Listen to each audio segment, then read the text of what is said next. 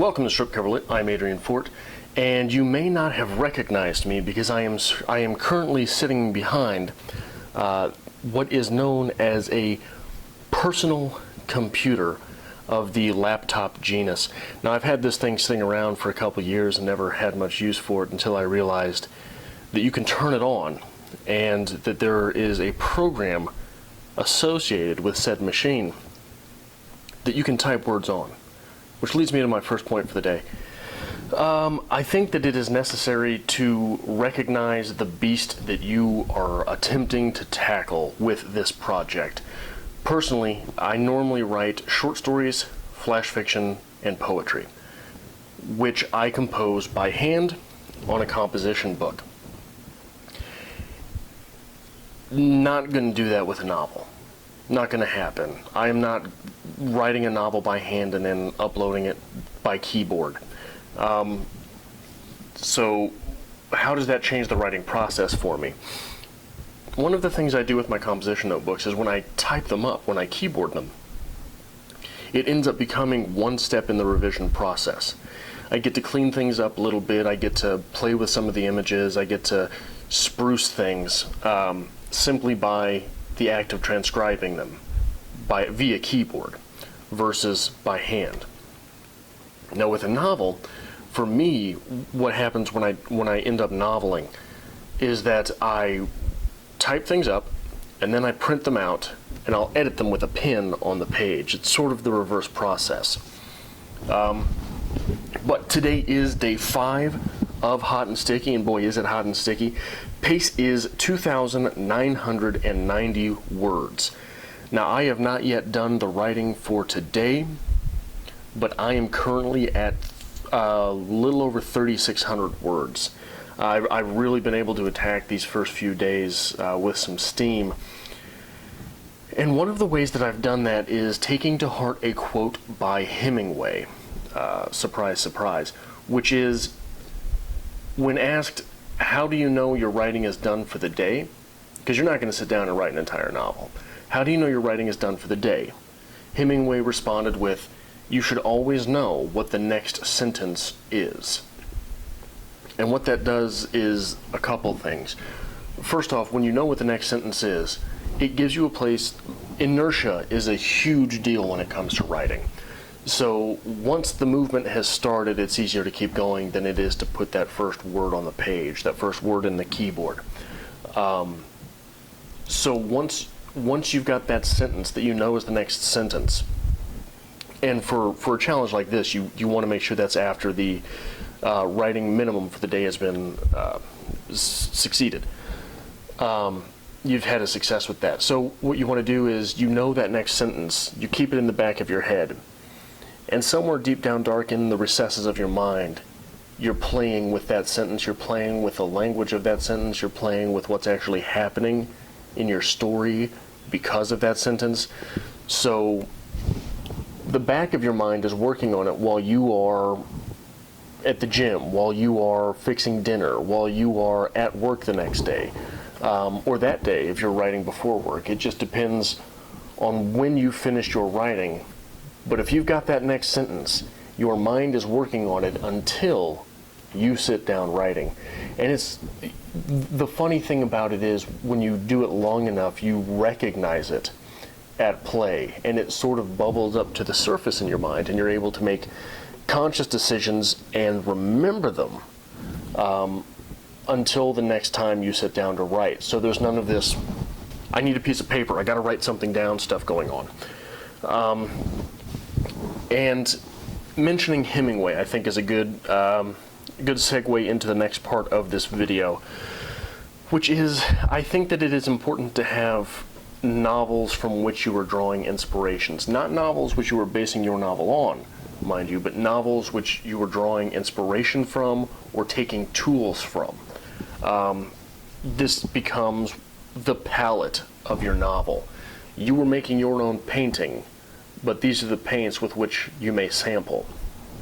And for me, this time around on Of Larks and Crows, that starts with George Saunders and the 10th of December, because George Saunders incorporates a lot of humor a whole lot of humor, but he's also got a lot of heart in his stories. And there's also always something weird going on. And that is, my story is based a little bit in the weird, believe it or not. And the way Saunders is able to incorporate all these things unapologetically in a story. He never takes a moment to say, yeah, well, this is sort of how this works. He just shows you the thing working. He just shows you a future in which drugs are tested on people who are volunteers or inmates, and they've just got to accept it. He doesn't explain to you the backstory of it. He doesn't tell you, well, you know, maybe this isn't the best way to do things, but people in the future thought it was all right. He just shows it working. He shows it in progress, and he shows it with humor, and he puts real people in these things. From time, he's got a lot of characters in his writing. I won't make excuses for him with that. But a lot of the heart in these stories is real, and it is there, and it is present. Next, as inspiration for this novel, Slaughterhouse-Five by Kurt Vonnegut. And again, this is because, and what I mean by, I should have explained this. When I get stuck in my novel, and I don't know what I'm doing, I'm not sure exactly where to go with something, I'll pick up one of these books that I know pretty well, and I'll search for a specific point in the book, and I will see how this author did it, right? How did George Saunders make something that was funny without undermining his entire narrative? How did Kurt Vonnegut make something which was very weird without undermining the fact that these are real characters? And that's one of the things that I'm going to be turning to Slaughterhouse-Five for, well, plus the fact that one of my characters will be sort of broken, right? Well, they're all broken, but one's going to be sort of giving up with his brokenness. And here's a bit of a quote from Slaughterhouse-Five. And Billy let himself down oh so gradually now, hanging onto the diagonal cross brace in the corner in order to make himself seem nearly weightless to those who he was joining on the floor. He knew it was important that he make himself nearly ghost-like when laying down. He had forgotten why, but a reminder soon came. "Pilgrim," said a person he was about to nestle with. "Is that you?" Billy didn't say anything, but nestled very politely, closed his eyes. "God damn it," said the person. "That is you, isn't it?" He sat up and explored Billy rudely with his hands. "It's you, all right. Get the hell out of here." Now Billy sat up, too, wretched, close to tears. "Get out of here. I want to sleep." "Shut up," said somebody else. "I'll shut up when Pilgrim gets away from here." So Billy stood up again, clung to the cross brace. "Where can I sleep?" he asked quietly. "Not with me." "Not with me, you son of a bitch," said somebody else. You yell. You kick." "I do?" "You're goddamn right you do." "And whimper." "I do?" "Keep the hell away from here, Pilgrim." And now there was an acrimonious madrigal, with parts sung in all quarters of the car. Nearly everybody seemingly had an atrocity story of something Billy Pilgrim had done to them in his sleep. Everybody told Billy Pilgrim to stay the hell away. And that's sort of a beautiful little place in that novel where Billy Pilgrim, who's already broken, lets himself down easily. And Kurt Vonnegut is so good at doing that. Next in the palette from which I will be hopefully deriving this novel is William Faulkner's As I Lay Dying. And there's a lot of reasons here. First off, my story is first person present tense. And one of the things that As I Lay Dying does gorgeously is it presents first person present tense. And all of the weird little hang-ups that happen from first person present tense. And it makes them so human in the fact that they're never acknowledged. So you just have to sit down and accept it. Much in the way that George Saunders doesn't apologize for the weird things and the humor going on in his stories. William Faulkner never apologizes for the fact that these are real people and they are flawed. And all of the weird language problems that come up when trying to present a story in first person present tense why would I be telling, who am I telling blank, and why would I be doing it? And why would I say the things that I am doing to person? And what this story does is it basically says that no. It's just your subconscious. This story, we're hooking you in via USB cord to a computer, and we're just taking everything that's happening to you as your consciousness filters it and putting it into words. And this is from one of Dewey Dell's chapters in this. Plus the fact that my story follows several main characters who will have chapters named after them versus chapter 1, chapter 2, chapter 3. The way Faulkner does this is he titles the chapter by the person's name, and that's how you know whose head you're in. And then it just moves along. There is no linear beat to the story, which I think is very realistic. Dewey Dell. He could do so much for me if he just would. He could do everything for me. It's like everything in the world for me is inside a tub full of guts, so that you wonder how there can be any room for anything else very important. He is a big tub of guts, and I am a little tub of guts, and if there is not any room for anything else important in a big tub of guts, how can it be room in a little tub of guts? But I know it is there because God gave women a sign when something has happened bad. It's because I am alone. If I could just feel it, it would be different. Because I would not be alone. But if I were not alone, everybody would know it. And he could do so much for me. And then I would not be alone. Then I could be all right alone. And you might be able to pick up from that quote what's going on there. Dewey Dell, well, spoilers if you haven't read it, but it's not really spoilers if you know what I'm saying. It's sort of one of the points of the story. Dewey Dell is pregnant.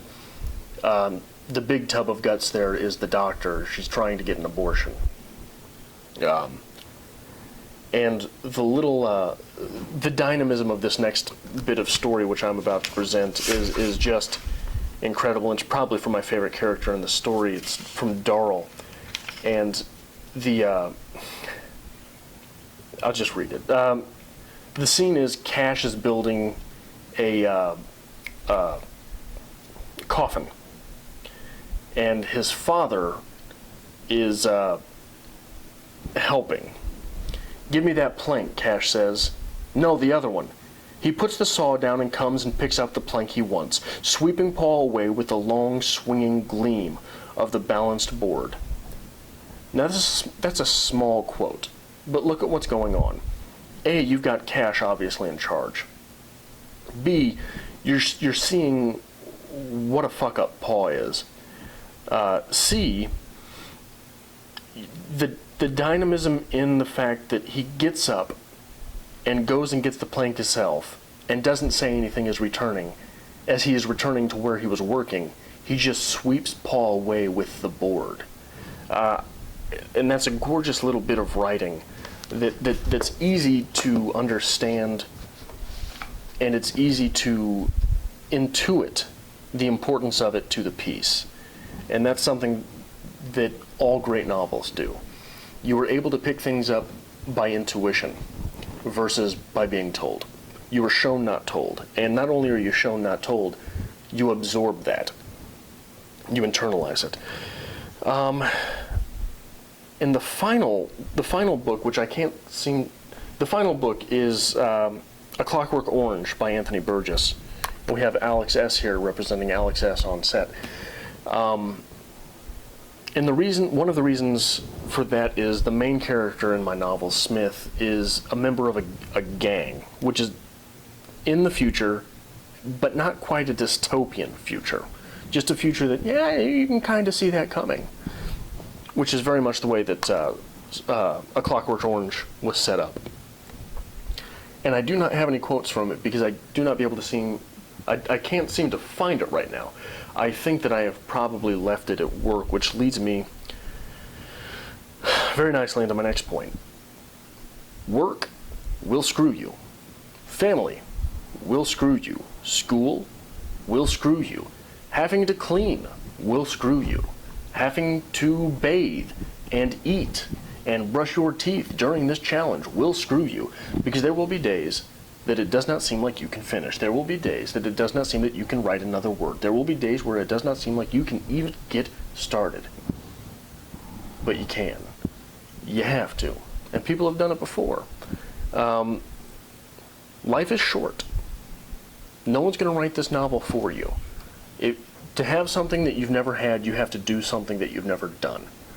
And if being a writer is something that you want to do, you got to write, man. You just got to sit down and write. Life is short. Life is weird. You may as well make it hot and sticky. So that is where I think we will end this episode, and I will be checking in with you as we endure this journey together.